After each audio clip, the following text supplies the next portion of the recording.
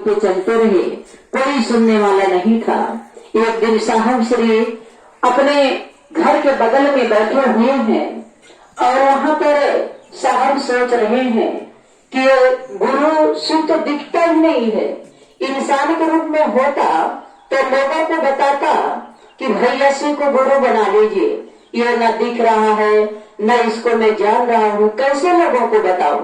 साहब यही सोच रहे हैं, इतने ही देर में हवा के झोंका से उनके कानों में आवाज आता है, नमः शिवाय। ये आवाज आई, साहब के हाथों से चाबियां गिर जाती है। उन्होंने उस चाबी को हड़बड़ा करके ढूंढना शुरू किए। उनकी माँ कहती है, बेटा क्या ढूंढ रहे हो? वो कहते, अरे अरे इसी के तो ढूंढत रह ली। माँ कहती है, बेटा क्या ढूंढ रहे हो? उन्होंने कहा, कुछ नहीं, चाबी।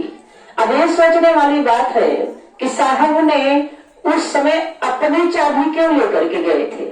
लोग कहते हैं चाबी तो लोग घर पे रखते हैं, लेकिन साहब वो चाबी किसकी थी? वो महादेव की चाबी थी। साहब ने यही कहा कि ये तो शिव कमाल का है, ये दिखता भी नहीं है लेकिन सब कुछ कर देता है। जब नमः शिवाय उनके दिलो दिमाग में काम द्वारा प्रवेश किया तो सांस आता है, नमः अंदर जाता है, सांस बाहर जब निकलता है तो शिवाय बाहर निकलता है। साहब श्री उसी पल उसी क्षण से उनका दशा और दिशा बदलना शुरू हुआ। एक दिन ऐसे ही साहब और बैठे थे, आवाज आती है कि हरिंद्रानंद तुम क्या करते हो? साहब श्री कहते हैं कि मैंने शिव को गुरु बनाया है, लोगों को बीच में शिव चर्चा करता हूँ।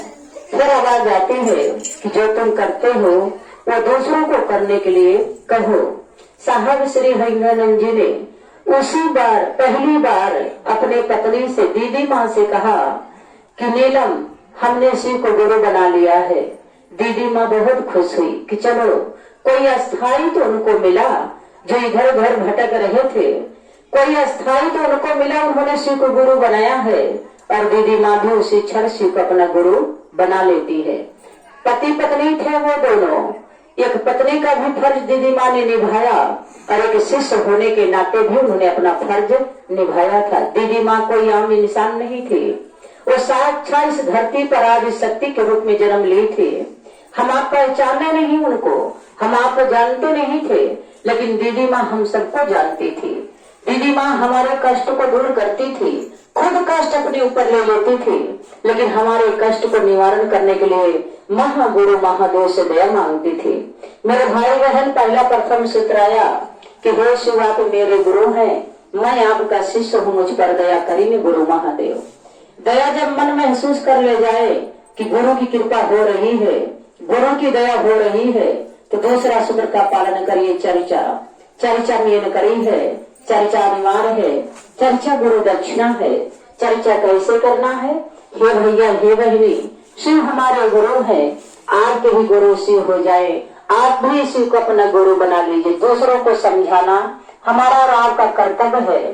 साहब श्री कहते थे कि ज्योति सी ज्योति जलाते चलो, शिव है गुरु ये बताते चलो, शिव है गुरु ये बताते चलो। साहब श्री ने कहा कि लोगों को समझाइए, लोगों को बताइए, जगाइए कि हे बहनी भैया शिव हमारे गुरु हैं, आपके भी गुरु शिव हो जाए। तीसरा सूत्र 108 गाने का रुद्राक्ष का माला 24 घंटे में एक बार नमः शिवाय से प्रणाम करना। सांस अंदर जाए तो नमः, सांस बाहर निकले तो शिवाय।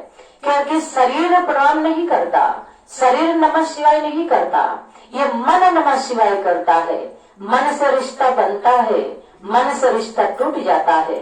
तो जब आपका मन महसूस करने लगे कि मेरा मन नमः शिवाय करने को कह रहा है, तो 108 गाने का रुद्राक्ष का माला के आप 24 घंटे में एक बार, रात हो चाहे दिन हो, सुबह हो चाहे शाम हो, परमात्मा के नाम जपना मेरे भाई बहन कोई बुरी बात नहीं है।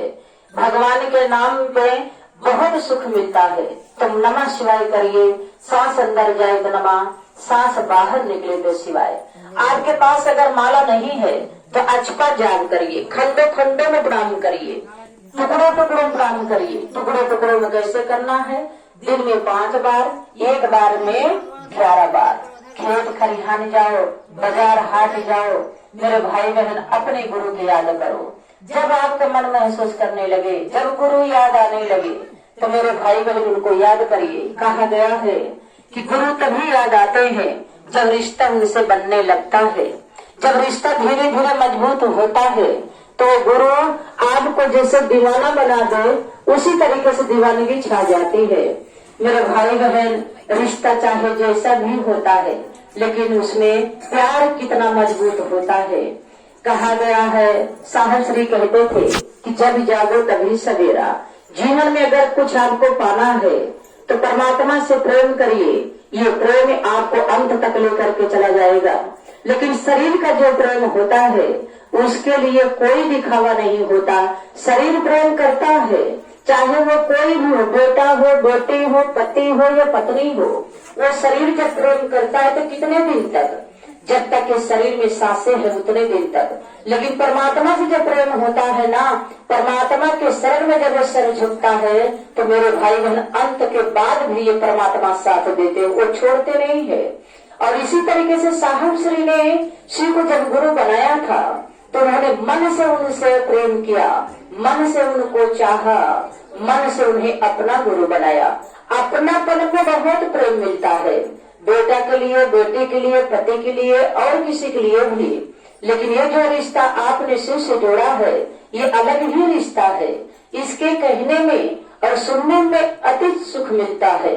आप अभी शिव की गुणगान करिए, इतना सुंदर लगेगा कि मानो आपको खजाना मिल रहा है।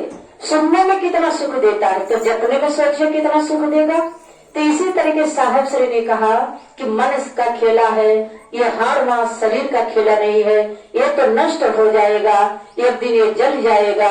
क्या फायदा इससे आप सहेज करके रखती हो? अरे कहते हैं मन न रमाया, रमाया जोगी कपड़ा। मन को रमाइए। कपड़ा पहनने से आप साधु नहीं बन जाएंगे। कपड़ा वेशभूषा बदलने से कोई संत अगर बन जाए, महात्मा बन जाए, तो हर कोई वेशभूषा बना करके भले उसको करिए अक्षर भैंस बराबर ना हो, तो फिर भी संत बन जाता है। तो साहब श्री कहते थे, अभी देखिए हम लोग गए थे प्रयागराज। मेरे भाई बहन, वो समय तो मैं कभी नहीं भूलूंगी, ट्रेन का यात्रा। जो ट्रेन का यात्रा मेरे साथ हुआ है, जो वाकया मैं बता नहीं सकती आप लोगों को। वो ट्रेन का वाकया जीवन भर जब तक मैं जिंदा रहूंगी कभी नहीं भूलेगा। और ये हमेशा के लिए यादगार बन गया है कि ट्रेन में जो वाकया मेरे साथ हुआ है, सच में आपको बता नहीं सकती, लेकिन वो बहुत बड़ा यादगार बन गया है। तो इसीलिए कहते हैं ना, कुछ बातें ऐसी होती है कि जो आपके दिल में उतर जाए और वो भूल नहीं सकता। तो ट्रेन यात्रा जब हम लोग प्रयागराज में गए थे ना, वहाँ की यात्रा और लोगों की भीड़ की यात्रा जो देखने को मिला, मेरे भाई बहन, मैं तो इतना मेरा उम्र हो गया, आज तक मैंने ऐसा भीड़ और ऐसी यात्रा मैंने ट्रेन में नहीं की थी। ट्रेन में बहुत यात्रा की हूँ, लेकिन ऐसे यात्रा मैं नहीं की हूँ। लोगों को जाने की भी परवाह नहीं था, लेकिन गंगा स्नान करने लोग जा रहे थे, महाकुंभ स्नान करने लोग जा रहे थे, और वहाँ वो धक्का मुक्की हो रहा था। अभी हम लोगों को इतनी सी जगह अगर बैठने को मिल जाए सकेत लगता है, लेकिन वहाँ जानती हो इतनी सी भी जगह नहीं थी कि किसी को ये पता चले कि हमारा पैर कहाँ पड़ रहा है, कहाँ नहीं पड़ रहा है। और लोगों की चिंता क्या थी कि हमको नहाना है, हमको पाप को धोना है, लेकिन पाप ऐसे नहाने से थोड़ी धुल जाता है। अनमेयाल बगल में छोड़ी, कब बामो कब काटो मोड़ी। ये नौबत लेकर के हम लोग अगर वहाँ पर धक्का मुक्की धक्का हट हुट करके जा रहे हैं, सोचिए घर पे बैठकर नहा लो अच्छा है, लेकिन प्रयागराज इस समय मत जाना। मैं तो आप लोगों से ही कहूंगी कि अगर कोई जाना चाहता है वहाँ प्रयागराज कुंभ के मेले में, तो इस समय ना जाए। जितने लोग वहाँ पर हैं, वहाँ के सारे लोग भागदौड़ में फंसे हुए हैं। यात्राएं रोक दी गई है, ट्रेन बंद कर दिया गया है, बस रुक गई है, कोई आ जा नहीं पर बेचारे आज कितने दिन से वहाँ पर भूखे प्यासे कैसे हैं। लेकिन देखिए मन क्या कहा कि चल रहे हैं नहाने, और नहाने की जगह इस शरीर कष्ट में आ गया, इससे क्या फायदा। तो जो चीज कष्ट ना दे, हमारे गुरु कभी किसी कष्ट नहीं देते, हमको जरूरत ही नहीं है। हमारे साहब श्री कहते थे कि मुझको कहाँ ढूंढे बंदे, मैं तो तेरे पास हूँ। ये गुरु हर पल हमारे राम के पास है। बिन नहाए मन अगर नहा ले जाए, इससे बड़ा और कोई दरिया नहीं हो सकता, इससे बड़ा कोई साबुन नहीं हो सकता। साहब श्री कहते थे कि दीवाना मैं दीवाना, गुरु का मैं दीवाना, दीवाना मैं दीवाना, भोले का मैं दीवाना। वही दीवानापन हमारे आपके अंदर होना चाहिए कि चाहे आप कहीं भी रहो, परमात्मा के सच्चे भाव से नाम ले लीजिए। वही सबसे बड़ा दीवानगी है और वही सबसे बड़ा साबुन है, वही सबसे बड़ा पानी है। आप सभी गुरु भाई बहन के चरणों में लाल शिष्य का प्रणाम है।